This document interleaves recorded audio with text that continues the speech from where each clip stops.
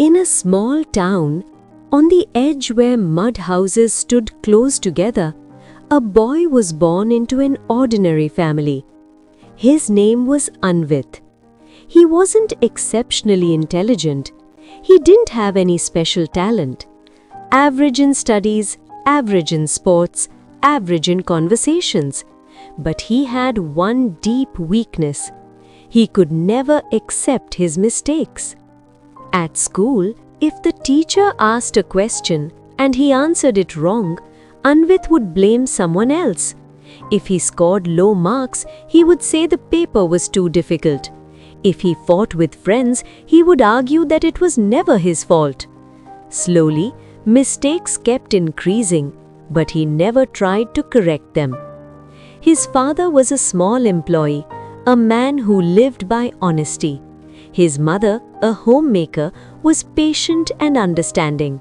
They often told Anvit, "Making a mistake is not wrong, my son, but refusing to change after making a mistake is the real failure." Yet, those words never truly reached his heart. College brought new friends, new freedom, and new dreams, but his nature remained the same. In group projects, he avoided responsibility. When things failed, he blamed others. Once, because of his carelessness, the entire team suffered. Slowly, his friends began to distance themselves. That was when someone new entered his life, Professor Raghav. He looked like an ordinary lecturer, but his words carried depth. One day, he calmly asked Anvit, "Can you remember even one moment in your life when you truly accepted your mistake?" Anvit had no answer. Smiling gently, Professor Raghav said, "No one is born perfect. I have made many mistakes too. But the day I accepted my mistakes, my life began to change." For the first time, Anvit looked inward. His ego, his fear, his habit of escaping responsibility, everything stood clear before him. But change did not happen overnight.